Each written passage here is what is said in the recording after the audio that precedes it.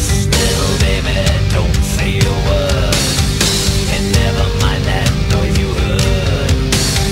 It's just the beast under your bed, in your closet, in your head. Exit light into night. Grain of sand. Exit light into night. Take my hand. Off to Never, Never Land.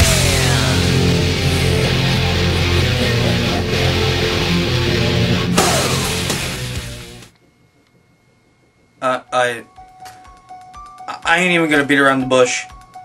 I'm not gonna do a joke, not gonna do a bit this time. Just gonna tell you straight out, this movie is beyond terrible. Words cannot even begin to describe my disappointment or the hatred I have for this film. Halloween 5 is worse than Season of the Witch in almost every aspect you can think of. The acting is worse. The plot is worse. The characters are worse. The film score is worse, mostly because it's damn near non-existent. It's just a worse movie all around. You see, where other people seem to think that Season of the Witch just sucks because Michael Myers wasn't in it. Yeah. Halloween 5 sucks because Michael Myers is in it. Among other reasons, but you know what? That's the big one.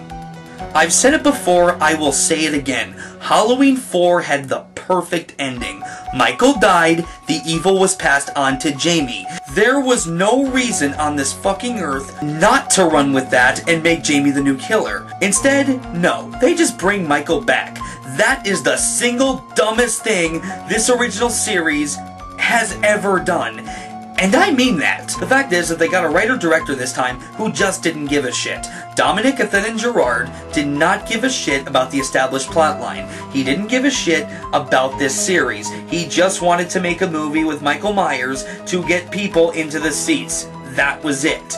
Watching this made me die a little inside because it was so blatantly obvious that no heart was put into this screenplay. Why they just didn't ask Dwight Little and Alan McElroy to come back for round 2 is beyond me. But this is the last film for the 13 films of Halloween. I'm almost there, people. I'm almost done.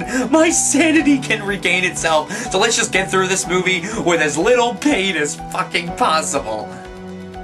Well, if that is possible. This is Halloween 5. The Revenge of Michael Myers. So, the film opens with a really bland title sequence where we see that the editors were too damn lazy to put the full title of the film in the opening.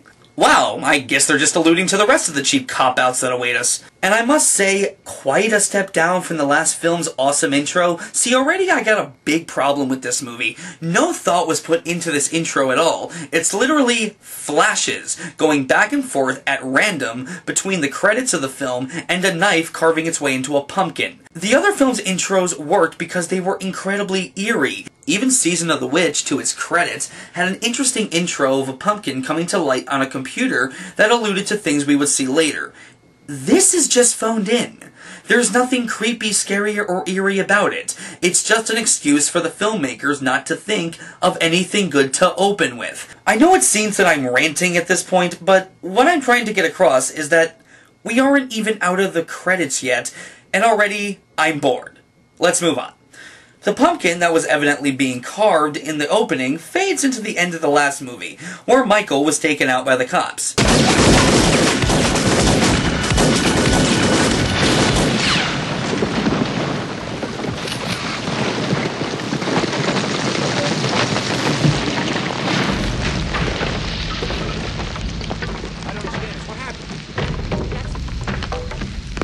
Oh yeah, and this time there just happened to be a mine shaft where he fell.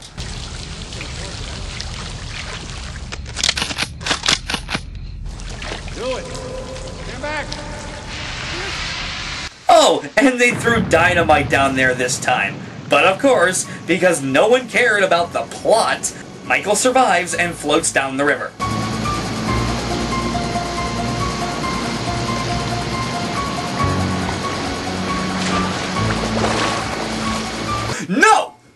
No, no, no! This is so fucking idiotic and disgraceful to everything that the last film ended on that it does not deserve to have that awesome Halloween theme in the background. Fuck that shit, man. Fuck it! Let's get something in there that's less manly and more appropriate for this crap. I look once more, just around the river bend, beyond the shore. That works. Where the gulls fly free, don't know what for. But I dream the day might send, just around the river bend, for me. So, answer this for me, movie. If Michael is alive and the evil was not passed on, even though we clearly saw that it was, sorry, why did Jamie kill her stepmother? Come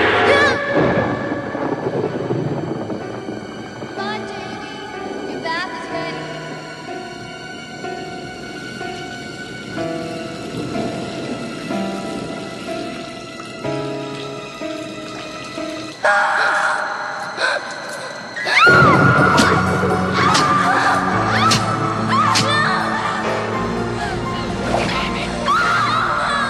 You're kidding. This is a fucking joke, right? She has a psychic connection with her uncle, and apparently Michael made her do it with some telekinetic powers or some shit. But wait, it gets even more confusing and half-assed. It appears that after his ride through the river bend, Michael found an old man's home and passed out there, where he literally stayed for an entire year. Why wouldn't this old man call the cops, or fuck, take him to a hospital? He just leaves him in the same spot for a whole year, and the most he does is take his mask off? What, was he just using Michael as a footrest the whole time? Was he planning on making him into a human skin rug? Nothing about this makes any sense to begin with, but what hasn't make even less sense is how this old man doesn't know who Michael Myers is. He's pretty old. I'm sure he knew about the murders in the first two films, and who committed them. How does he not recognize the most notorious serial killer that everyone else knows about? It's fucking asinine. But here, my friends, is the $1 million plot hole. If Michael went down the river and immediately slipped into a comatose state the second he got to the old man's house, how in the hell did he make Jamie kill her stepmother? You just showed us that he was in her head controlling her actions. How could he do that in his fucking sleep? On top of this mountain of absolute shit, you have cheapened the character of Jamie Lloyd. In the last film, she was tortured by just the thought of her uncle. You saw the pain she was in, and you felt for her. Now we find out that she was only seeing visions of her uncle because of some bullshit psychic connection. Whoop-de-fucking-do. Oh yeah, that just makes it all worth it for us. Do I even need to review the rest of the movie? Do I? Nothing gets better from this point, people. It's all downhill from here. You sure? Okay.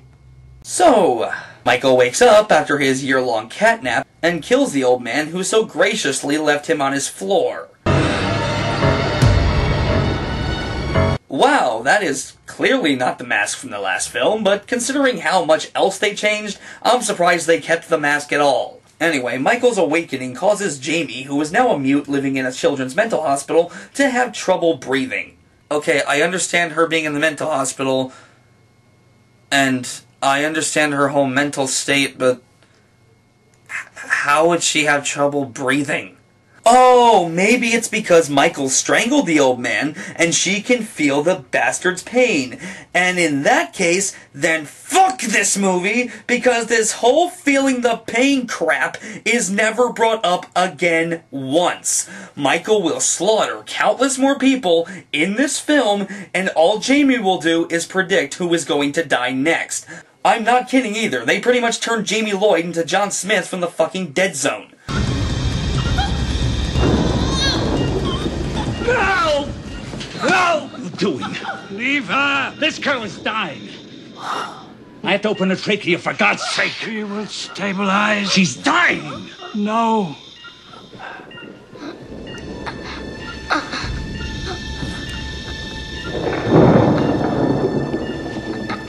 you see? Yes, it's a good thing Loomis somehow knew that she would miraculously stabilize on her own. Otherwise, this poor little child may have suffocated to death. Now, I hate to say this, but I gotta be honest, and I'm not lying here. This is the only Halloween movie in the original series where Loomis feels like an incredibly inconsequential character. Donald Pleasence still does the best he can with what little he's given, but he has next to no purpose in this film other than just to be here. He's simply here because this half-assed, asinine plot requires him to be. Not only does Loomis not do jack shit until the end of the movie, and trust me, we'll cross that bridge of ass when we come to it, but half the time, it just doesn't feel like this is Dr. Loomis at all. It honest to God feels like a different character. There is a scene later on where he literally lashes out and terrorizes Jamie for information. Don't believe me? See for yourself. But you know where he is!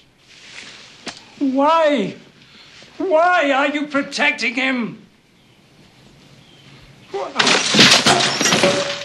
What about your stepmother, Jamie? You love her, don't you? He made you stab her. You can't hide from him. He'll always get to you. Somebody dug up a coffin. It was a coffin of a 9-year-old girl. What do you think he's going to do with that? Granted, Dr. Loomis would give his own life if it meant stopping Michael's chaos, but when I think of Dr. Loomis, I don't think of a belligerent asshole who would terrorize a young child for information and accuse her of protecting her mass murderer uncle when all she is clearly scared shitless, not just of Michael, but of him. She's obviously fucking afraid of you. How about backing off and showing some compassion? Like, oh, I don't know, you did in the other movies? And if you think this is bad, oh, just wait until we hit the climax. Oh, good lord. The only time it feels like Loomis at all in this entire film is when he gives this speech to Sheriff Meeker in the film. My memory goes back 12 years to the night when I offered... But I'm going to show you something. Look at this. Look at that. I prayed that he would burn in hell, but in my heart, I knew that hell would not have him. Okay, see, that was cool, but it does not compensate for the rest of it. On the DVD for Halloween 25 Years of Terror, Donald Pleasence is shown in an old interview stating that he hated what they did with his character, going as far as to say that it felt out of character. He was absolutely right. We see a very heartfelt moment between Jamie and Rachel when it is interrupted by... Open up! Oh, sweet raptor Jesus. You know what they can do if they can't take a joke. No one can teach me how to act. Folks, this is Tina. The most irritating, obnoxious, whiny, pretentious, ear-bleeding bitch you will ever see in this fucking series and possibly your entire life. I swear, she's like the mutant offspring of Nick Swardson and Miley Cyrus. I've actually developed the theory that whenever this character has a thought, a poor angel in heaven commits suicide. In fact, how did Christopher Titus once describe his psychotic ex-girlfriend?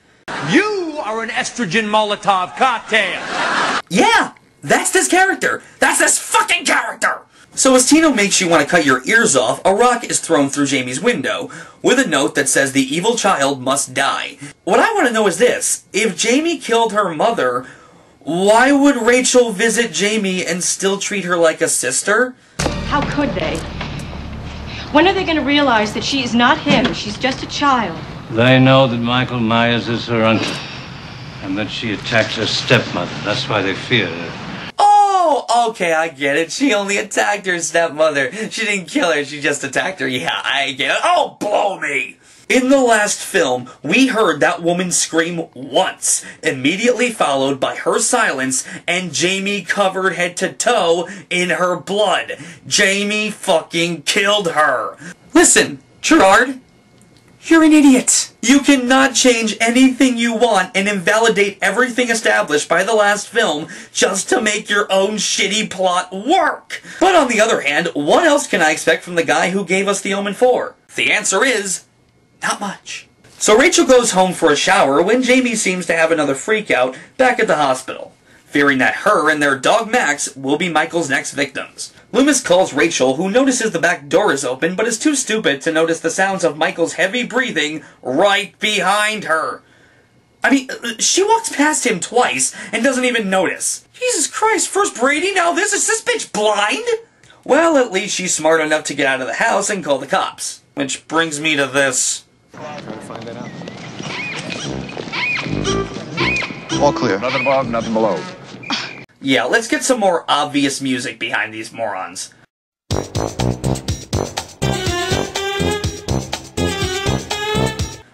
don't get it. I don't get it. Why does a Halloween film need comic relief? You know you're making a horror film, right? What is the point of these two Ranger Rick rejects? Oh, don't worry, we'll see them again later. Unfortunately. But you know what? The thing is about this scene, it's all false tension. I mean, Ellie Cornell, she's got top billing in this movie, right next to Donald Pleasance and Danielle Harris. Okay, and she had top billing over Danielle Harris in the last film. I mean, I'm sure this movie, I mean, it's bad, but come on, it's not bad enough to just kill her off this fucking early in the film. I gotta learn to keep my fucking mouth shut. You know, other than her being oblivious to the obvious, Rachel was a good character. She was sweet and often naive, but also strong and cool. She reminded me a lot of Laurie Strode in that regard, which I highly appreciated about the character. Now she's killed off in a cop-out to give someone else more screen time. Guess who it is? Chill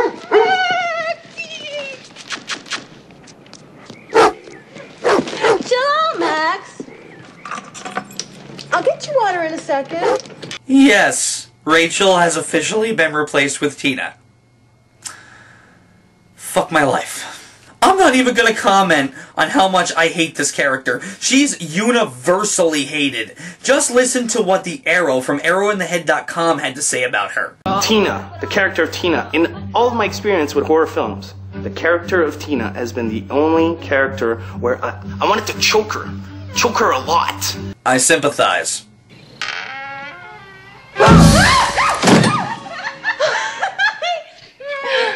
It's Halloween, right? Can you believe we have this whole house to ourselves for the weekend? Tina, that's what you've said before, remember? Oh dear Lord, there's two of them now!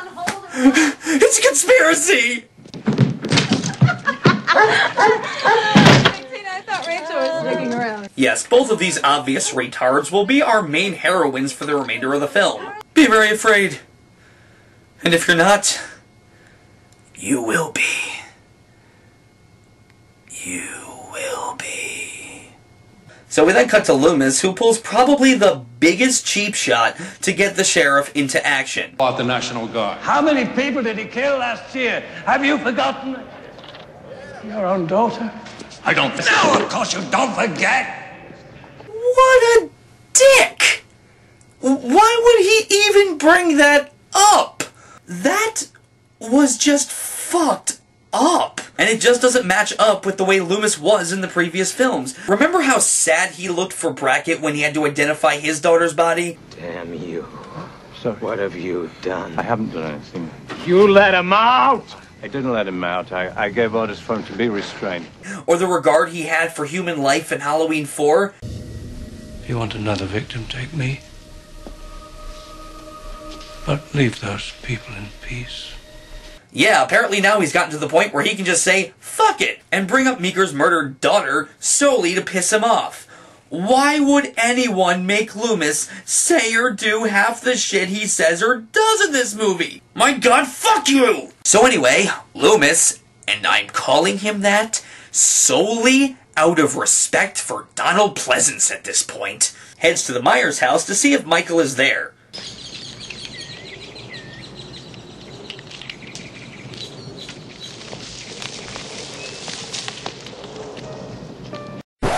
Wait, that's the Myers house?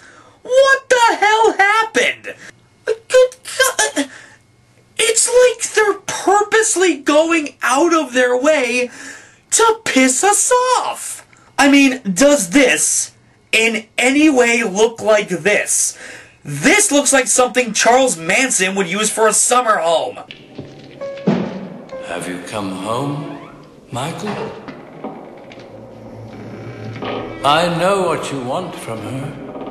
Gee, I'm sure glad you do, Loomis. You see, I thought it was so that he could pass on his evil to another, like, you know, the last film said it was, but now that I know that that's not the case, I'm completely lost.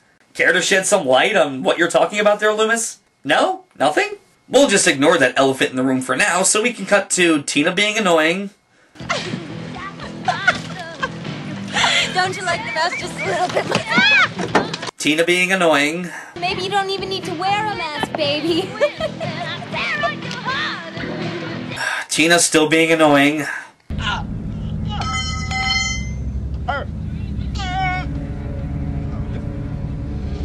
Oh, okay, now her boyfriend's getting killed. What else? Tina, clean up room service. Oh, we're just gonna cut back to Tina being annoying? Okay.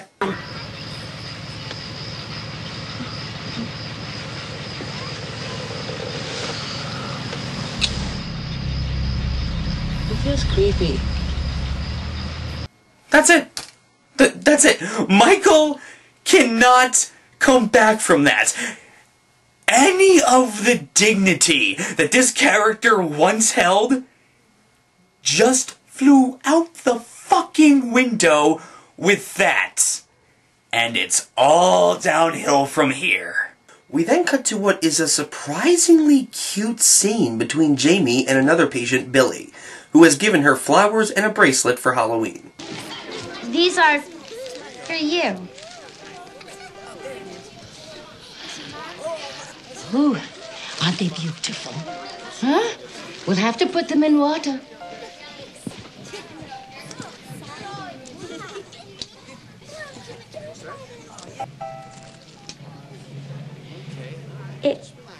It's good luck. Okay, you know what? Even I'll admit, the scenes with these two are very sweet, and they kind of work because these two are very talented. But when cutesy scenes are the only thing you have going for you in a Halloween film, you have seriously reached a level of fail that I can't even begin to comprehend. It's like they just said, hey, nothing else in the film is working, but look how cute they are! Look at them, they're so adorable!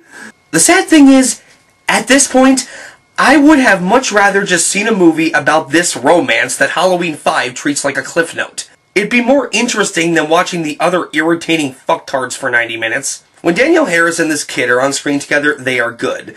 But let's be honest, Danielle Harris is good in anything. Her dedication to this role is incredible. She literally takes a character that was reduced to nothing and turns her right back into something. Whether it be her having a vision, her having a spasm, or her just being normal, she is always 100% believable and likable as a character.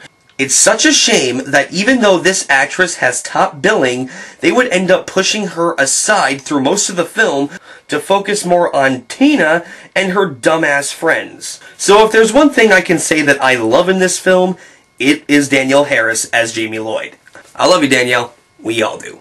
So after the cutesy-wootsy moments, Jamie freaks out and has another vision of Michael being with Tina. She even starts talking again. Well, sorta. Jamie, got to help us. Get Meeker on the line. Sergeant Meeker, what's your 20?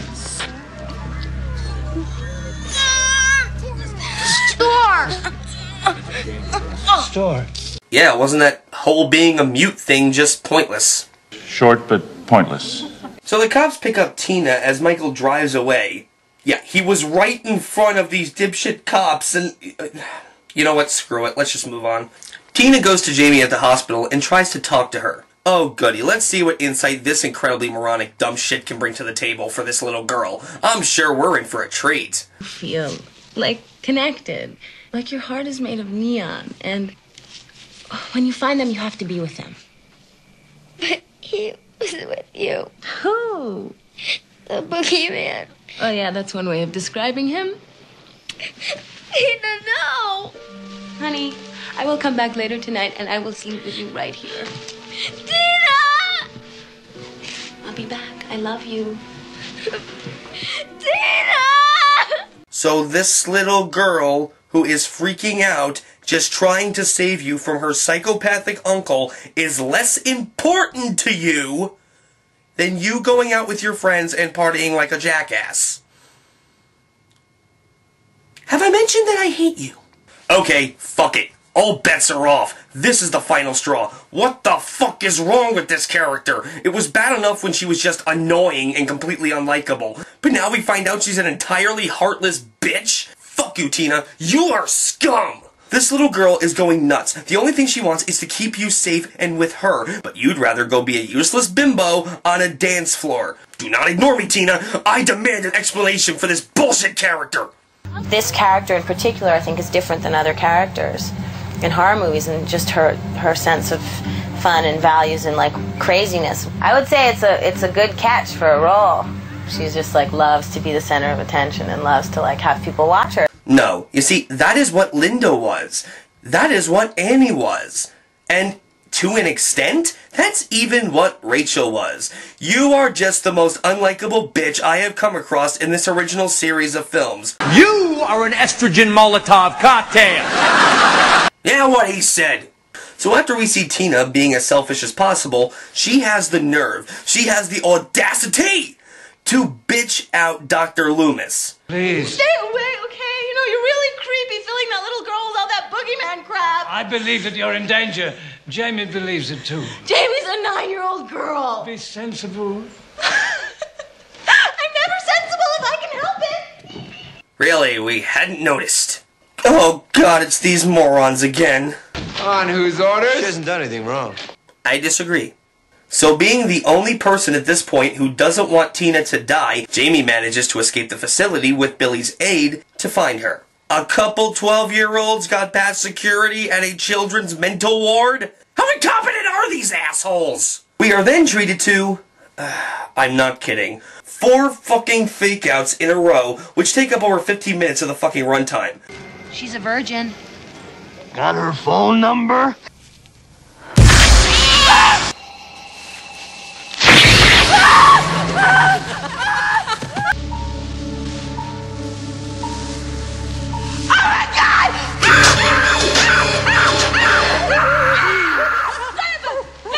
You know, if I wanted my time wasted in a horror film, I'd sit through Blair Witch, Paranormal Activity, or any fucking remake produced by Michael Bay, and yet somehow, all of those films are god compared to this crap. These fake-outs are incredibly irritating. They add nothing. They aren't scary. They are just wasting time. Something that this movie is evidently very good at. This is not horror, folks. This is time filler. But one of the fake-outs actually involves these 2 dipshit cops. You think that's funny? Hey, no, man. No, hey, just a little Halloween prank, okay? Yeah, we realize now that it was just a joke. That's why we still have our guns aimed at you. Fortunately, we're lousy cops. Sorry. Really? Hadn't noticed. So after the damn fake-outs and the retarded comic relief, the angel of mercy that is Michael Myers shows up and kills Tina's friends. Even the 2 rent-a-cops. Oh, joy. Let's get some happy music in there. Look at what's happened to me. I can't believe it myself. Suddenly I'm up on top of the world. It should have been somebody else. Believe it or not, I'm walking on air. I never thought I could feel so free. Flying away on a wing and a prayer. Who could it be? Believe it or not, it's just me.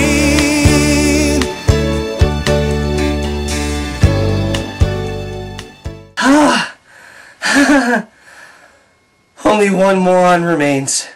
Only Tina is left. I may actually survive this. Thank you, Michael. Thank you.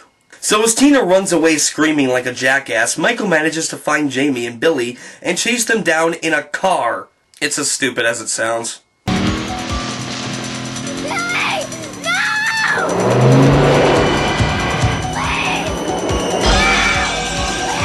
What, is he driving 2 miles an hour? How can he not catch up to them? Did Jamie gain super speed between movies? Michael eventually crashes the car, gets out, and has Jamie cornered when Tina shows the fuck up out of nowhere to save her. Run! Die! Die! Die! Die! Die! Die! I see the light, and it's like the fog is lifted, and at last I see the light. Oh, I could watch that all day. Play it again, play it again. And it's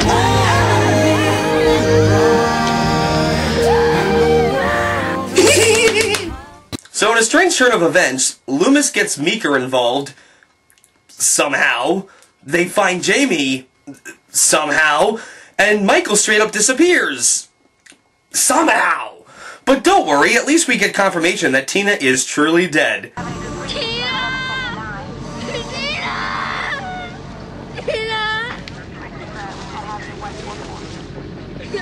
Oh god, play it again, play it again, play it again. I see the light, and it's like the fog is lifted. It's a Kodak moment. So Loomis, being such a great guy, convinces Jamie to be his bait for Michael at Hotel Transylvania. Sorry, I'm not calling it the Myers house. It's not the Myers house. Jamie surprisingly goes along with it and heads with Loomis and the cops to the Frankenstein mansion, where Michael inevitably just slaughters everyone in his path.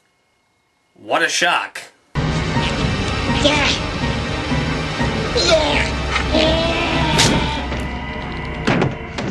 Jamie, thinking quickly, hides in the attic where she finds the bodies of her dog Max, Tina's boyfriend, and Rachel.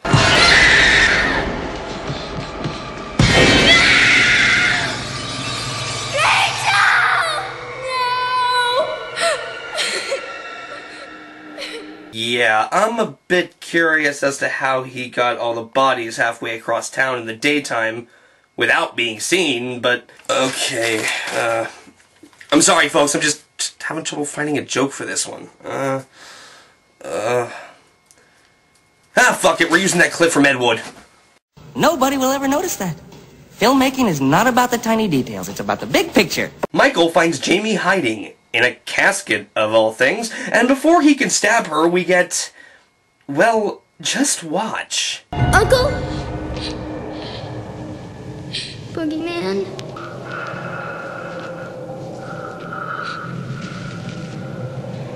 Let me see.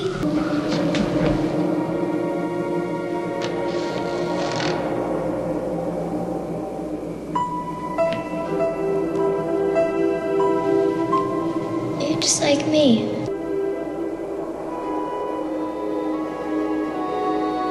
Let me? Okay. I can take them making Jamie Lloyd a mute for most of the movie. I can take Loomis acting completely out of character. I can even take a very likable character from the last film being killed off before the half-hour mark. But if you expect me to believe that the human embodiment of all evil would cry just for being called Uncle, you are on drugs! This scene would be touching if it didn't have Michael acting completely out of character. He's not supposed to feel compassion. He's not supposed to feel remorse. And he's not supposed to feel pain. He is evil incarnate. He's the damn boogeyman! It's bad enough he slipped into a coma for a whole year and would actually wear that ridiculous insulting mask and accept a kiss from Tina. Now you're making him cry through his damaged little blue eyes? This is demeaning! So Michael eventually realizes how stupid this all is and goes berserk. And I must say, for a guy who was burned alive in an inferno, he looks like he's in ship shape. He puts back on the mask and chases Jamie through the house. Until, eventually...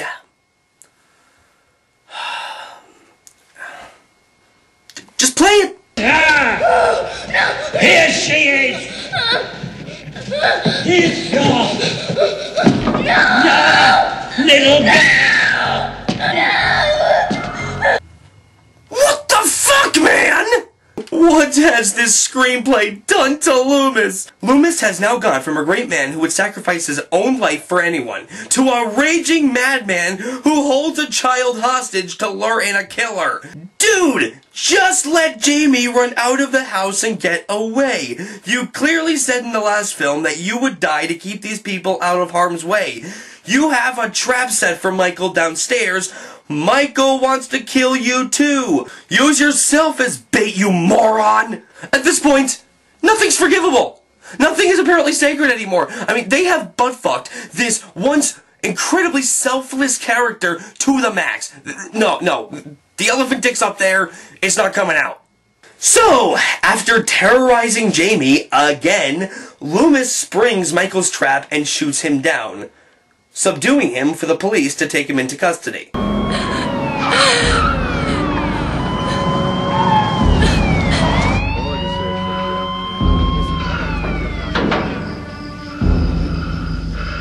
National Guard will take him to a maximum security facility, where he'll stay till the day he dies.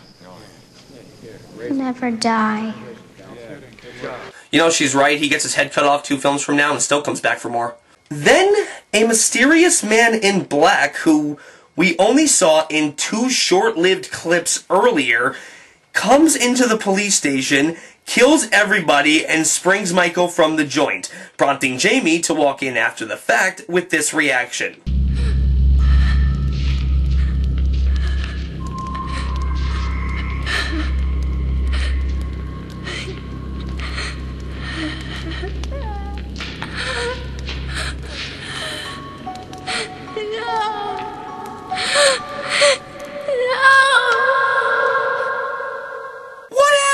Who is this dude in black? I don't get it! Here's the thing. When Gerard wrote this script, he didn't have any intention of doing a sequel. There wasn't even one in development yet from the studio. Gerard literally added the thorn tattoo on Michael's wrist and the man in black for absolutely no reason. Can you see why this is worse than 3? Despite Danielle Harris and Donald Pleasance doing great jobs with as little script as possible, new characters are beyond annoying, old characters are dumbed down, Michael is a joke, there's no horror, no tension, no atmosphere, no revenge as the title suggests, and nothing in the godforsaken plot or story makes any goddamn sense. It's an abysmal piece of garbage from start to finish. The choices they made regarding the story and characters in this sequel are just mind-numbing. It's hard just to comprehend it all. Halloween 4 raised the series from the ashes, while Halloween 5 just sent Michael straight back to the inferno of shit. It was unforgivable. It's one of the worst, my friends. One of the worst films I've ever had to sit through and review. Thank God. The 13 films of Halloween, it's over. It's done. And only a week late. Thank you, Hurricane Sandy. But fuck it, no more Halloween sequels, no more horror movies left, it's all done. What is that? What's that sound? No. Oh God, not again! This time, making Christmas, making Christmas. Making Christmas, making Christmas, it's a fine. It's ours this time, and won't the children be surprised? It's ours this time, all together, that and this, with all our tricks for making Christmas time.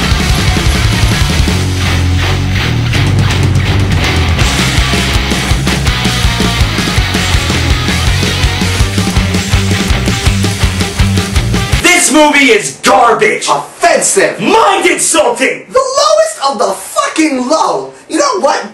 I generally don't have a problem with people liking bad movies. I'm in love with a movie about a killer hand puppet fucking turkey known as Thanksgiving, okay? And I like the Resident Evil movies. Yeah, that's right. I said it. Yeah, don't hate. But this, you had no excuse. This is supporting terrorism. This is supporting evil. You literally set the world backwards. You literally said women's rights back, you literally said horror back, television back, movies back. A time machine will go all the way back until we were amphibious goo in the fucking ground.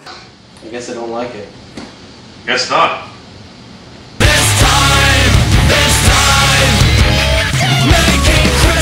Making Christmas, la la la. It's almost here and we can't wait. So ring the bells and celebrate. 'Cause when the full moon starts to climb, we'll all sing out, it's Christmas time.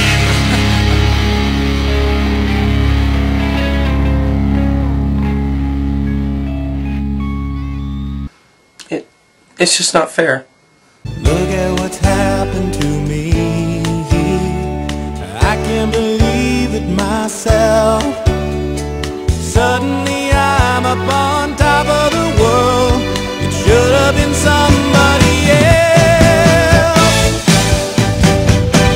Believe it or not, I'm walking on air. I never thought I could feel so free. Flying away on a wing and a prayer. Who could it be? Believe it or not, it's just me. Do not bring that trash up in here, motherfucker. This is my house. Take your stinking paws off me, you damn dirty ape!